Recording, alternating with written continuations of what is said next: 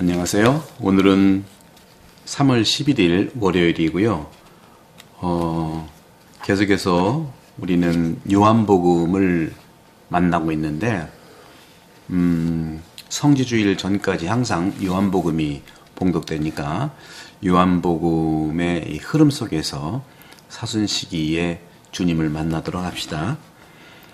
요한복음 4장 43절에서 54절의 말씀이죠. 갈릴리아로 가신 예수님인데 사마리아를 떠나서 갈릴리아로 가셨는데 예수님은 친히 예언자는 자기 고향에서 존경을 받지 못한다고 증언한 적이 있죠. 프랑스 속담에 이런 말이 있습니다. 어떤 사람의 웨이터에게 천재는 없다 하는 그런 말이죠. 웨이터는 웨이터니까 그렇죠. 심리적으로 그게 상당히 어떤 사실적 이유가 있는 것 같아요. 왜냐하면 인생에 있어서 그 성공한 사람의 그 웨이터, 그 사람이 위대하다는 것을 증명할 기회가 거의 없기 때문에 그래요. 하루가 꽉 찼잖아요. 수발해야죠. 거들어야죠. 그렇죠? 그래서 일상생활에서 어떤 그 성격, 안 좋은 성격이나 결함이나 약점, 또 좋아하는 거, 싫어하는 거, 이것을 다 웨이터는 챙겨줘야 되거든요. 그 상대방에게. 그렇기 때문에 이런 말도 있어요. 천재 옆에 사는 사람은 누구나 한계를 만날 위험이 있다 하는 거죠.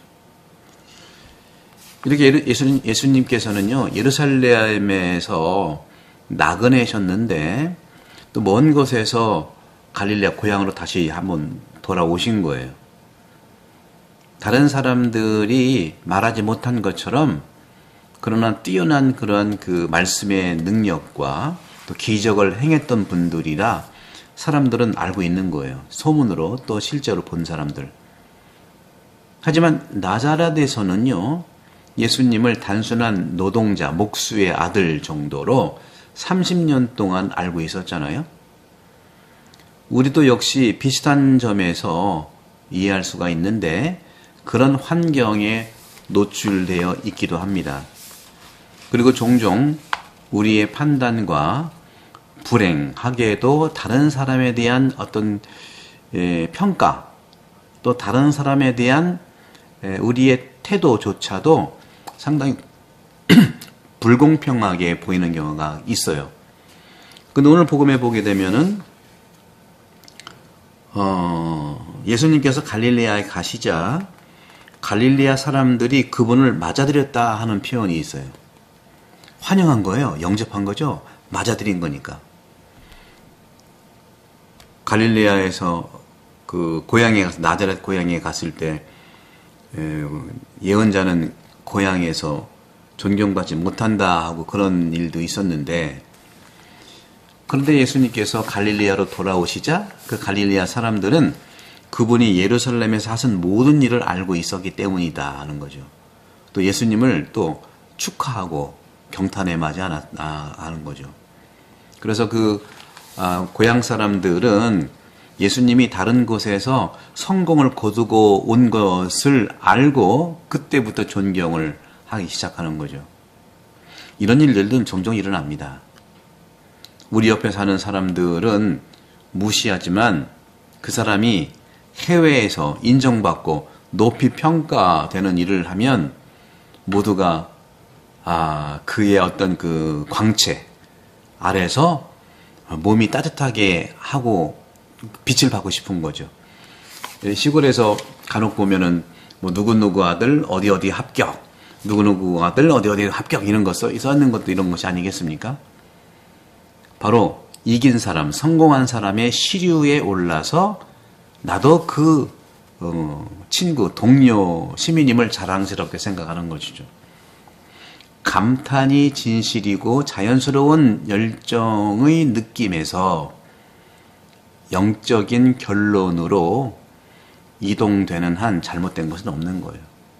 아무리 옛날에 뭐 저런 사람 아니야, 노동자였다 아니야, 목수야들 아니야 하다 하더라도 성공했다고 보니까 이런 감탄. 사람이 어떻게 그전에는 막말하고 지금은 감탄할 수 있느냐 하겠지만 그렇지 않아요. 이런 자연스러운 느낌이야말로 영적 결론입니다. 잘못이 없는 거예요. 오히려 그냥 그 선입견으로 봤던 것이 회개되는 것이 아닌가. 인류 공동체도 마찬가지예요. 우리가 한국 분들은 우리 단일민족 하지만 지금 얼마나 이주 노동자들과 또 온 분들이 얼마나 많습니까? 저희 대전교구나 한국교회만 하더라도 이주 사목을 얼마나 활발하게 합니까? 그런 점에서 어떤 민족 중요하죠. 근데 국수주의자라든가 민족 결속의 왜곡이라든가 이런 것들은 우리를 그리스도와 그 은총의 삶에 상당히 좀 묶어두는 경향이 있는 것이죠. 일치라고 하는 것은 복음 때문에 우리는 변화되는 것이 필요하다는 것이죠. 슬픔을 불러일으키는 그런 시기심의 반대가 바로 하나 되고 일치와 친교라고 말씀드립니다.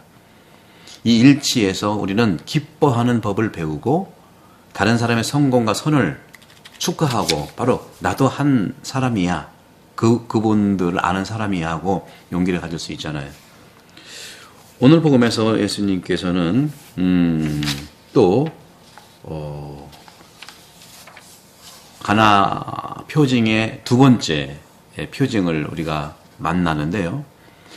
갈릴리에서 두 번째 표징 이야기를 하는 거죠. 물론 가나에서 예수님께서는요 물을 포도주로 바꾸셨죠. 요한복음 2장 1절에서 11절. 근데 이제 예수님은 말씀의 능력으로 보여주시는 거예요. 처음에는 어떤 그 육체적 존재 없이 입으로 또 말씀으로만 기적을 일어날 수 있다고 믿지 않았었어요. 사람들은 봐야 되는 거였었어요. 그래서 어제 주일 복음이죠. 니고데모도 표정을 찾기 위해서, 증거를 찾기 위해서 예수님을 찾아오는 거거든요. 구약의 사람들은요 믿음으로 하느님께 다가가는 존재들이고 그 표징을 통해서 봤거든요. 구약은 항상 말씀의 뜻보다는 자꾸 뭘 보고 싶은 거였었어요. 기적의 표징이라든가 모세의 기적이라든가 콩에 갈라지는 거, 만나와 메추라기 얼마나 많은. 그러나 가나안 땅에 정착한 다음부터는 그거 자꾸 보기만 하니까 이게 믿음에 대한 것들이 물리적인 것만 되니까 말씀으로 예언자들은 들어라 항상 들어라 얘기를 하는 것이죠. 그래서 이제는 표징, 보이는 기적으로 믿지 않는 이 믿음이 부족하다는 비난을 받고 있는 거예요. 그리스도의 기적은요 모두 일어난 일보다는 더 깊은 상징적 의미를 가지고 있어요. 영적이라는 것이죠. 가나의 두 기적 사이에 연관성은 있지요. 두 번째 이 기적은, 오늘 말씀하시는 기적은 포도주가 피로 변했던 것처럼 물이 포도주로 변한다는 겁니다.